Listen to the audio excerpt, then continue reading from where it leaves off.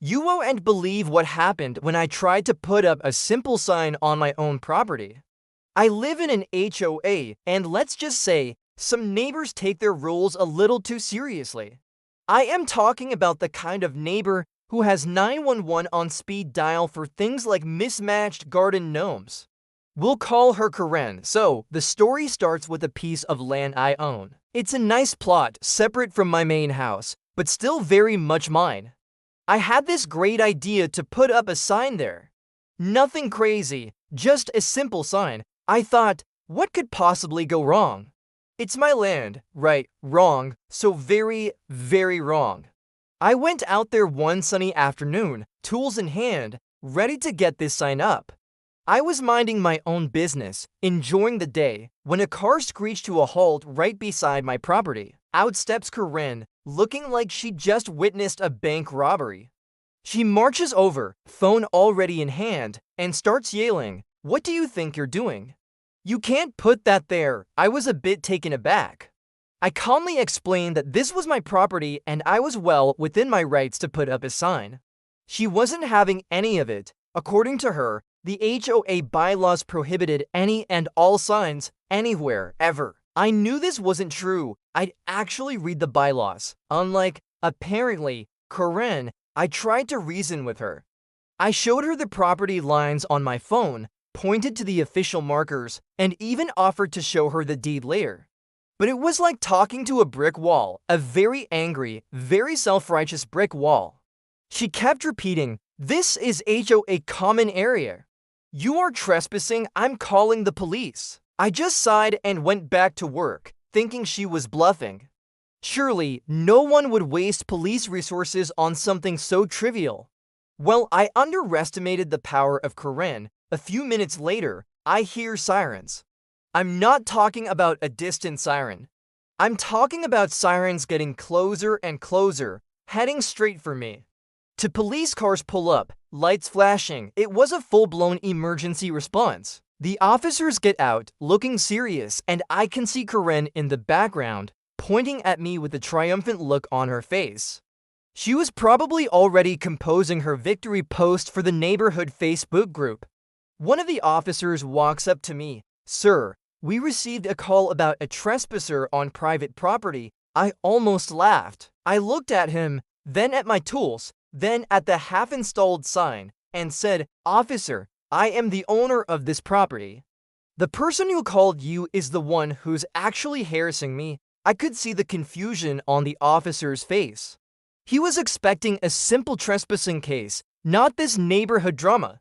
He went over to talk to Corinne, who was putting on an Oscar-worthy performance. She was waving her arms, her voice getting louder and more frantic. You could hear bits and pieces of what she was saying, things like "he's aggressive." And I feel threatened. I just stood there, shaking my head. I've never been aggressive a day in my life. I was just trying to put up a sign. The officer came back over to me, looking a lot more tired than when he arrived. "So she claims this is a common area and you're not allowed to be here, let alone build anything." I pulled out my phone again and showed him the digital copy of my property survey and my deed. I explained that I own the land outright and that the HOA's jurisdiction didn't apply in the way she was claiming. I even had the relevant HOA bylaws saved, highlighted, showing that what I was doing was perfectly acceptable. The officer took a long look at my documents. He was professional and patient. I have to give him that. He walked back over to Corinne, and this time, their conversation was a bit longer. I couldn't hear everything, but I could see her posture change. The triumphant look was gone, replaced by a scowl. The officer was basically explaining the law to her, pointing out that she had called 911 for a non-emergency and that I was, in fact, on my own land. You could see the moment it dawned on her that she wasn't going to win. Her grand plan to have me arrested and dragged away in handcuffs had backfired spectacularly.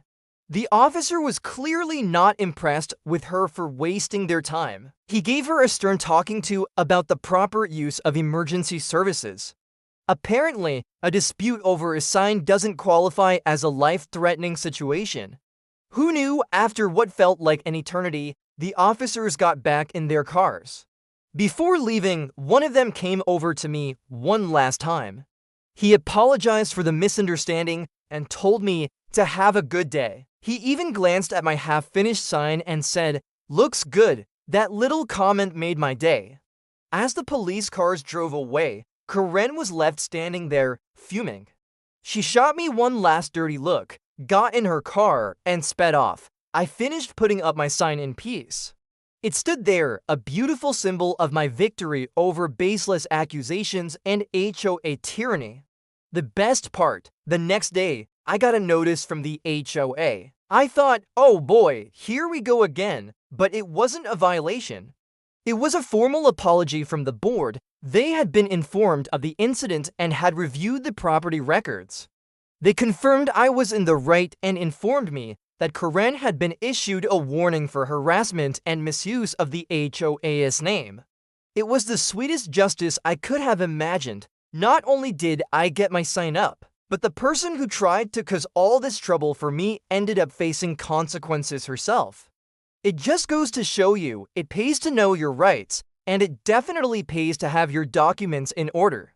You never know when you lions have to prove you're not a trespasser on your own land. So to all the Karens out there, maybe read the rulebook before you dial 911. It was a wild ride, and honestly, a little stressful at the time, but looking back, it's a pretty funny story. It's a reminder that even in the face of complete absurdity, a little bit of preparation and a calm demeanor can go a long way. And my sign, it's still standing, and every time I see it, I have a little chuckle. I wonder what Karen thinks every time she has to drive past it. Thanks so much for watching and listening to my crazy HOA story. If you've had similar experiences, I'd love to hear about them in the comments below. Don't forget to like this video and subscribe to the channel for more stories like this one. See you in the next video.